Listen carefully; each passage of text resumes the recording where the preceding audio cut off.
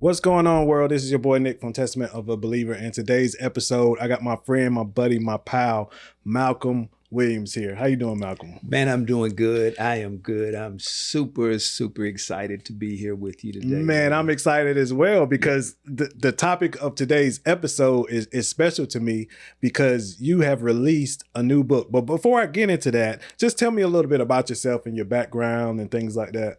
Okay, so I'm originally from Lancaster, South Carolina. I'm here, born and raised, and I will add this that I tried to leave many times, but I found myself back in the area because ministry called me to this area. Right. So I've been here. 51 years old, man, and I've been married for 29 years this past January, and I have two older children. My son is 30, Malcolm, and my daughter, she's 25, will be 26 in 2 weeks. Yeah, a miracle. So we've been in here in Lancaster now and doing ministry. We've been in ministry for over 20 years. Wow. My wife and I started at my home church, and then God transitioned us to another church that we served as pastor for about 10 or 11 years that we served as pastors there. Wow. And this past year in 2024, April 2024, the Lord called us to start our own ministry. So we now pastor Revolution Kingdom Church in Indialand, South Carolina. Wow, that's awesome. That's an awesome story, awesome testimony. I too have tried to move away for time before the Lord called me back. So I definitely know what you mean with that. Sometimes we want to venture out on our own, but look, the Lord calls us back to accomplish his will. Yes. So Malcolm, today, right, I got some things sitting right here that I'm excited about. Two of them, right? Mm-hmm. And they're so awesome and dear to my heart. You wrote a book, but not only one book. You started a series. So the Empowerment Blueprint, right? That's the name of the series. Mm-hmm. The first book is 21 Revelational Keys for Transformation. But the second book that's not out yet, that's the one we're going to talk about today, which is The Return to Agape, 12 Principles to Rediscovering Agape Love in Your Relationship. So give me a brief synopsis of what about this book and what encouraged you to write it.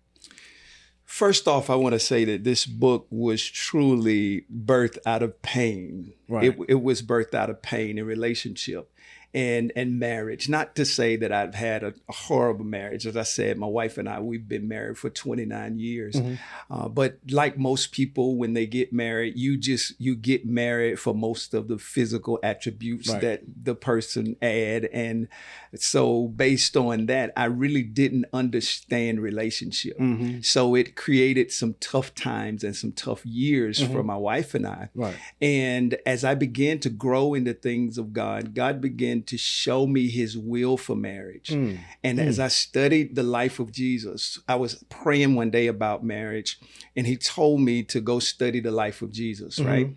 And to really understand what true love was and how it is to be displayed from the individual, right? Because in order to have a successful marriage, you have to have successful individuals within that marriage, right? And most often, and what happened to me when I got married, when I was very young, I was 22 years old. My wife and I, we met when we were 15 and now we're 51, right? So we've known each other for 36 years. Wow. But the relationship that we were establishing and when we were married, it was based on old principles, old concepts, and old paradigms. Gotcha. So God began to deal with me because of the issues that I had in my marriage, and I had to transform my mind according to the word.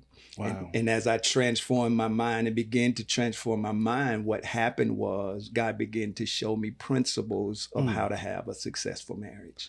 Wow. So that's deep. That is awesome. And I'm excited that you decided to write it down on paper. So many times, as we gain knowledge in a certain area, we don't write it down for others to follow our breadcrumbs. So I'm excited that you wrote it down so that others, I've been blessed by it. I've read it. I've got the cheat code. I've read it. So, I tell you, it's an awesome book. It has already blessed me. So the question I have for you, how does this particular book stand out in the series? Like I said, there's a series here. How does this particular book, The Return to Agape, stand out in the series, and what encouraged you to start the series? So the first book, the Empowerment Blueprint, the 21 Revelational Keys for Transformation, it was dedicated to transforming the mind and the heart of the individual. Right. So I deal with 21 revelational keys, not to take place of the Bible or your study time, but something to add, with your study time of different topics that I believe that will empower us, like our identity and seeking the kingdom of God first and staying locked in. I'm talking about in a chapter about wealth and what wealth and being blessed is. And, so book number 1 was to the individual, to transform the individual. And book number 2, The Return to Agape, is now for those that are married. Those that are married now, once we get Blueprint, the revelational keys, the 21 revelational keys to empower us individually. Right. Now we take 2 empowered individuals, and now let us work on couples. Let us work on our marriage, our relationships, because when we study the foundation of the world, it was started with a man and a woman. Wow. It was started with a husband and a wife. Wow. So in order for us to have healthy families, we must have healthy husbands, healthy wives that will now come together and build a healthy family. Wow. So that is what book number 2 is dedicated to, not only just the husband and the wife, but I believe that as the husband and the wife is empowered, then they can change the paradigms and the mindsets of the children that they are raising now. So we can now display what true relationship looks like. Wow. And that's very, very important, especially this day and time when you have so many broken families and things like that. So it's important for kids to see true love and a 2-parent household and people working on themselves first, as the first book, as you said, and then working on themselves together. So what kind of challenges did you have when you were writing this book? Honestly, the challenge that I had in writing this book was staying on a particular topic, as far as I could go on and on and on. And I didn't want to exhaust a particular topic, but I wanted to make sure that I hit some highlights, some principles, and engage couples that will read it so that they could, so they could have principles that they can now apply. Right. One thing that I've realized over my life is this, especially in the church, that we give a lot of information and we take in a lot of information when we're in our services and in Bible studies, but we have to make it practical so people can now take this information and apply it to their lives. Right? Because information that we have, the knowledge that we gain, the only way it becomes wisdom if we know how to apply it to our lives so that we can be better. That's a good point. So, the challenge for me was truly just giving the information, but not exhausting, I guess I'd say, the topic, because I wanted to leave room for the couples to have a conversation. Right. Because I can put my thoughts in there, but every relationship is different, and there are different challenges. Right. So the topic that I talked about is enough to give you a foundational conversation, to give you a revelation of what God is saying and what God is requiring. And now you have a conversation. Right. To hear from the husband or to hear from the wife. Right. So you can now come together, so you can now solve the problems that exist in the relationship. Right. So that's good. I'm glad you brought that up, because that was one of the topics in the book that kind of gut punched me, right?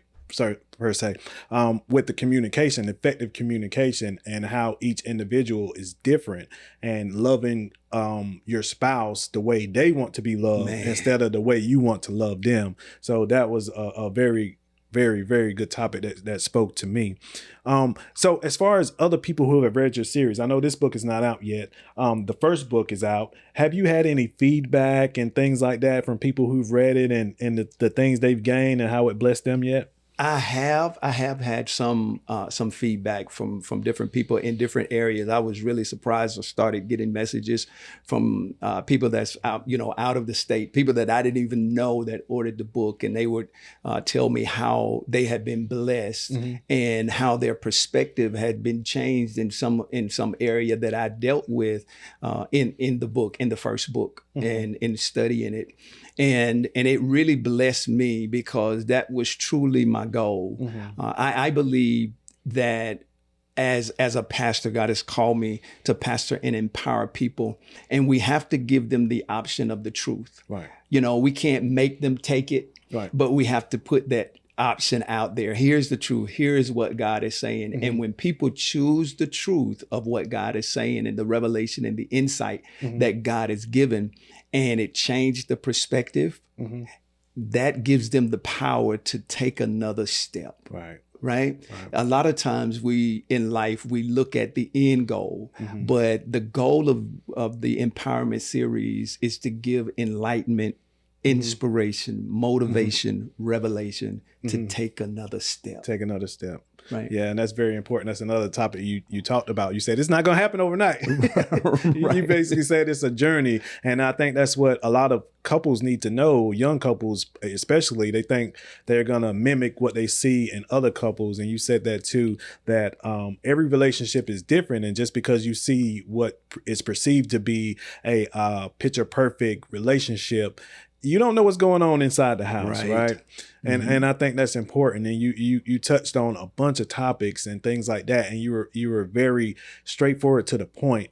And like you said, that you said you didn't want to exhaust the topics and that you wouldn't want to leave room for conversation. And I think you did exactly that. I think you hit points on the head, right? And the topics were so profound that it spoke to me. And I'm excited for our listeners and who's ever watching to get their hands on this book, because this book is going to bless so many people. So many people. So what's next as far as writing these books? Is this a trilogy or? I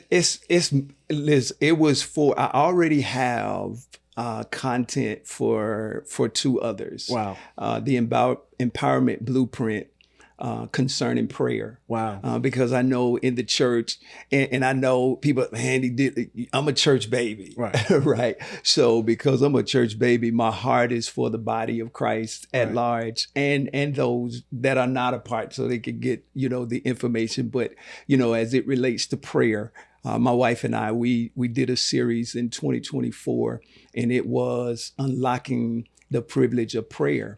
And what I've learned about just being in church, that a lot of people have, they know church protocol, and they really love God, but they don't really know how to pray because most of their prayer life has been mimicked on what they've seen other people do that was not correct. Right. So the one book that we're going to release the third quarter of this year, 2025, is going to be the Empowerment Blueprint concerning prayer. And we're also going to release peace, shalom, the shalom of God, and really helping people understand that we can live in the peace of God that surpasses all understanding. Wow. Right. And last night, I was studying and preparing. There would be a book number 5, and it's going to deal with success. Because I deal with a lot of people. My wife and I in business, we have the opportunity to minister to a lot of people, and in church, now pastoring, we have opportunities to talk to a lot of people about a lot of different subjects, and I have to leave a footprint. You know, I have to leave a footprint after I'm gone. I was praying the other day, and I said to the Lord, as you give me the inspiration and as I write, I want to write to be able to leave your goodness and your truth on record, what you have given me long after I'm gone. And I think that with books, I'm able to get out the information, the revelation, and the teachings that God has given me to the body of Christ. Wow, that's awesome, and you're definitely leaving a legacy behind with these books. So, did you see yourself becoming an author coming up, or? Man, let me tell you. Let me tell you. See, you're looking, and those that are watching, you're looking at an average student in school. Right. I did enough in school. I was a sports guy. Yeah. Right. So when I was coming through, I was not a sports and education guy. Yeah. So I played sports and did what I could with the books, just so I could, was eligible to play sports. Right. So never saw myself writing. Right. Never saw myself writing. Honestly, I've never really been a reader either. I wasn't a reader in school. In my 20s, I wasn't a reader till I gave my life to Christ, and I started reading the Bible. Wow. And then over the course of the years, I've been serving God now for almost 30 years.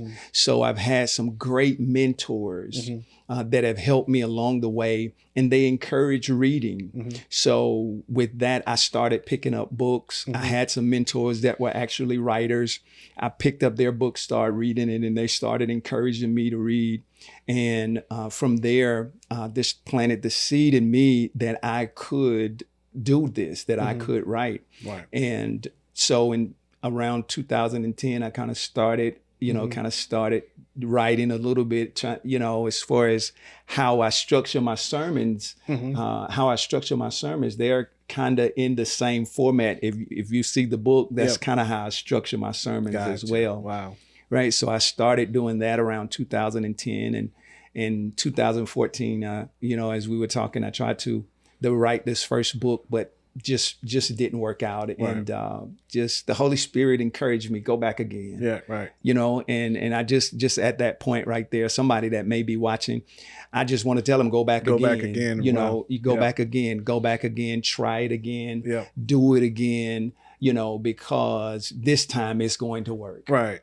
So I am amazed when I tell you that I am absolutely, when I see a book with your name on that's my name, when I see that, I am amazed at what God can do. Right. And it's just a testimony to the Lord that if we surrender our lives to Him, He can do anything with us. All that He has purposed through us to do in this earth, He can do it. So I'm amazed. I'm telling you, I'm ecstatic, right? Wow. I buy my own book, right? That's amazing. For real. Yeah. I don't blame you. I would too, because listening to you talk, I was just hearing the definition, I could do all things through Christ. I can do all things through Christ, because you were describing your life. You said that you started out in sports, and in your book, you said that you love sports.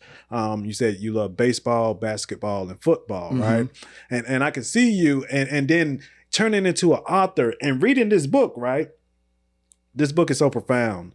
The undertones and the thought process that went into writing this book, you would never know. It's almost like you were born to be an author. Wow. So it is amazing. Like this book has truly spoken to me, and the way it's written and the thought process that you have put, and it's just, I can feel the spirit in it, is what I'm trying to say. Amen. But it is so amazing, man. So as far as this series goes, you spoke on 2 other books that's coming soon, and the third book is through prayer, right? So going back to the book that's about to come out this week, when is it actually about to come out? What was it? We are going to release February the 15th. February 15th is going to be the actual release date. Gotcha. So I know it is available now, but we're actually going to release on the 15th of this month. Yeah. Wow. I thought it proper. I thought about the book and what it represents, and around Valentine's Day. Right. with the colors and everything. So I said, you know what? I told my wife, when I was looking at release dates last year, I said, I'm gonna wait till February and do it on Valentine's Day. Right. So. And I think this is the season definitely to release this book because it will speak to so many people and so many couples. Speaking about the book, what is your favorite topic that's in the book, or do you have a favorite topic? There are a couple, right? There are a couple that I really, really like. As we were talking, I was just thinking about the chapter of leaving nothing good unsaid. Right. Right. That was one of my favorite chapters, and because of the fact that most often we hear that, to speak your mind and let people know what's on your mind. And most often it has to do with something that's negative, right?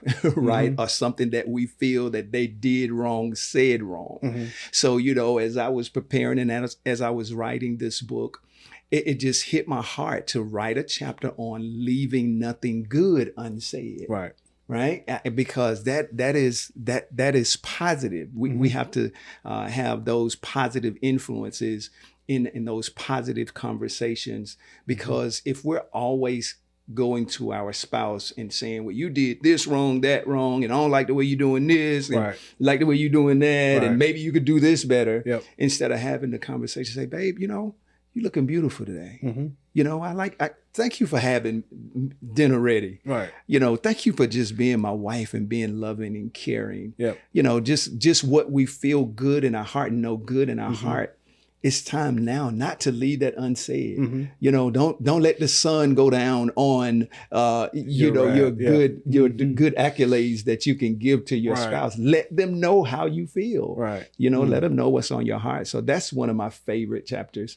And I think when we start practicing those principles, it'll change the dynamic of our relationship, and it'll change the trajectory of where we're going and where we're seeing ourselves in the next, 3-6 months to a year. When we start looking at the principles in this book, if we really sit down and start analyzing the relationship that we're in and just take small chunks, not too much at one time, right? But just take small pieces, small revelations, small principles, and start working it daily.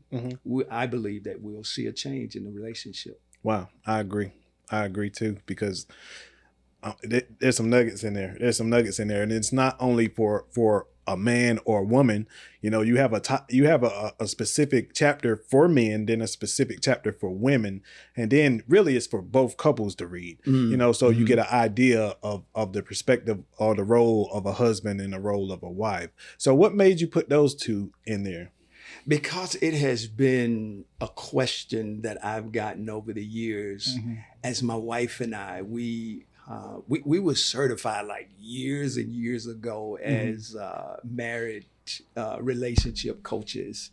And so we started doing it. And, people that knew we were marriage coaches, they would come to us. And especially when you get two people that are saved, or, one that's saved and one that kind of know the Bible and not, so they would have questions about the role. And I think there's been a misinterpretation of the role, like the man is superior and the woman is beneath, and all of this, and it's in Ephesians chapter 5, and you can read it. So I think we dealt with that, the role of the husband and the role of the wife from a God perspective, not from a human perspective, So I think that it really will bless the reader if they really take time, look at the scripture, look at really, and I deal with on another chapter, I talk about the image of what marriage really is, the purpose of marriage. So if you don't know the purpose of a thing, you'll abuse it. Right. You'll abuse it. If you don't know the purpose of it, you abuse it. You'll take it and do whatever you want to do with it. Right.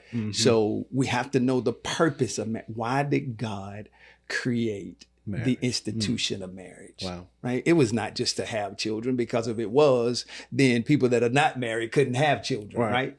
So God had a picture in mind. He had a purpose in mind when he created the institution of marriage. And I think this book will help us understand some of that. Right. Yeah, that's good. That's good. And I love how each chapter is like a building stone. It's like steps, as you say. You're climbing a ladder. You're taking one step and the next step and the next step.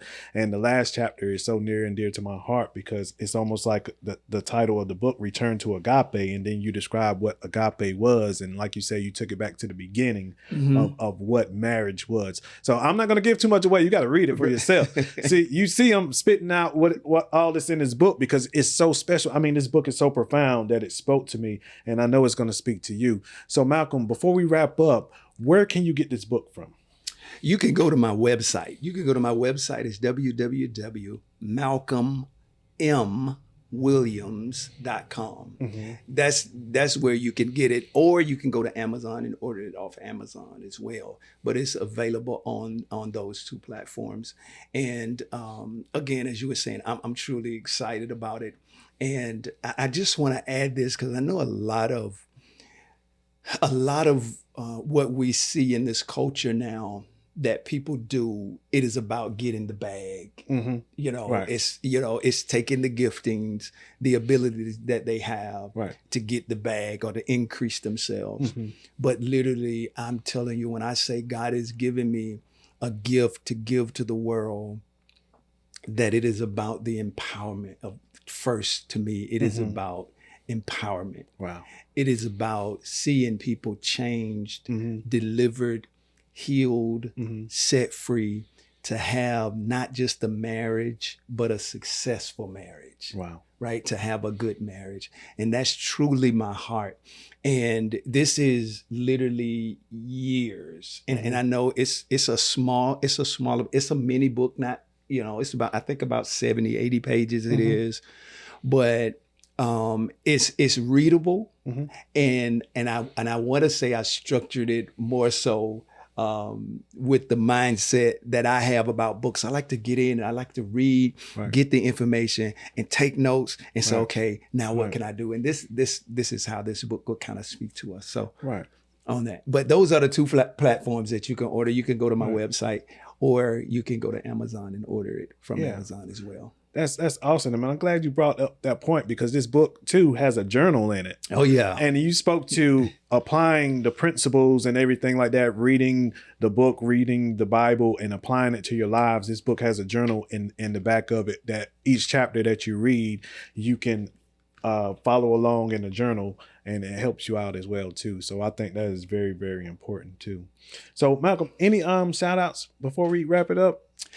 I better get a shout out to my wife. I give a shout out to my wife, Jamisala Williams. I give a shout out. I said she's been riding with me since we were 15 years old. Yeah.